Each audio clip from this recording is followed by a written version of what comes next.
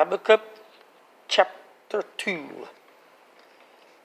I will stand upon my watch and set me upon the tower, and I will watch and see what he will say unto me, and what I shall answer when I am reproved.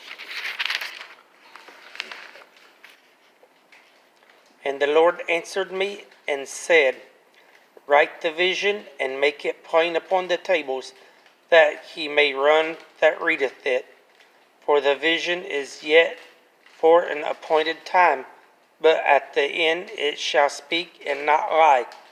Though it tarry, wait for it, because it will surely come, it will not tarry. Because his soul, which is lifted up, is not upright in him, but the just shall live by his faith.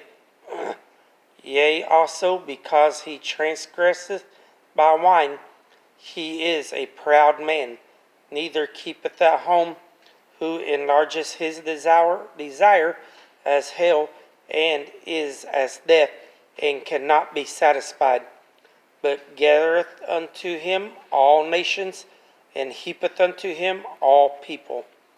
Shall not all these take up a parable against them, and a taunting proverb against him, and say, Woe to him that increaseth that which is not his? How long? And to him that leadeth himself with thick clay. Shall they not rise up suddenly that shall bite thee, and awake that shall vex thee, and thou shalt be for booties unto them? Because thou hast spoiled many nations, all the remnant of the people shall spoil thee. Because of men's blood, and for the violence of the land, and of the city, and of all that dwell therein, woe to him that covereth an evil covetousness to his house. Okay, I thought I messed up. That he may set his nest on high, that he may be delivered from the power of evil. Thou hast consulted shame to thy house by cutting off many people, and hast sinned against thy soul, for the stone shall cry out of the wall, and the beam out of the timber shall answer it. Woe to him that buildeth a tower with blood, and establisheth a city by iniquity. Behold, is it not of the Lord of hosts that the people shall labor in the very fire, and the people shall weary themselves for very vanity, for the earth shall be filled with the knowledge of the glory of the Lord. And the waters cover the sea. Woe unto him that giveth his neighbor drink, that putteth thy bottle to him, and maketh him drunken also, that thou mayest look on their nakedness. Thou art filled with shame for glory. Drink thou also, and let thy foreskin be uncovered. The cup of the Lord's right hand shall be turned unto thee, and shameful spewing shall be on thy glory. For the violence of Lebanon shall cover thee, and the spoil of beasts which made them afraid, because of men's blood, and for the violence of the land of the city, and of all that dwell therein. What profiteth the graven image, that the maker thereof hath graven it? The molten image, and a teacher of lies, that the maker of his work trusteth therein, to make dumb idols.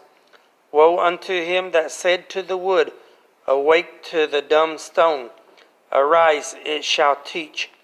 Behold, it is laid over with gold and silver, and there is no breath at all in the midst of it. But the Lord is in his holy temple. Let all the earth keep silence before him. Now, looks like we're going on to 3. Oh, something that bugs me. I listen to all of this on Audio Bible, and I still can't say all of it right.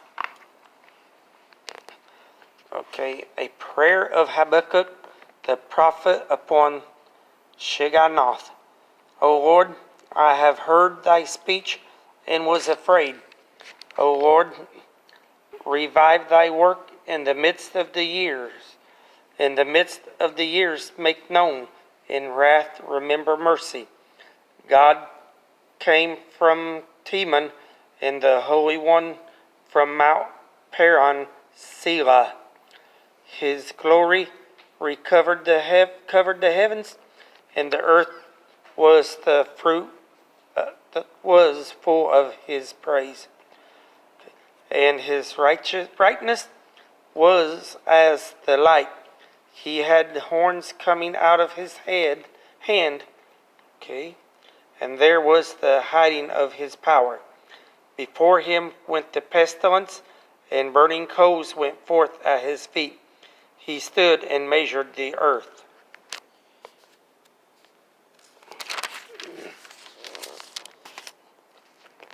He beheld and drove asunder the nations, and the everlasting mountains were scattered. The perpetual hills did bow. His ways are everlasting. I saw the tents of Cushan in affliction, and the curtains of the Lord of Midian did tremble. Was the Lord displeased against the rivers? Was thine anger against the rivers? Was thy wrath against the sea, that thou didst ride upon thine horses and thy chariots of salvation? Thy bow was made quite naked, according to the oaths of the tribes, even thy word, Selah. Thou didst cleave the earth with rivers. The mountains saw thee, and they trembled. The overflowing of the water passed by. The deep uttered his voice, and lifted up his hands on high. The sun and moon stood still in their habitation. At the light of thine arrows they went, and at the shining of thy glittering spear. Thou didst march through the land in indignation. Thou didst thresh the heathen in anger. Thou wentest forth for the salvation of thy people, even for salvation with thine anointed. Thou woundedst the head out of the house of the wicked, by discovering the foundation unto the neck. Selah.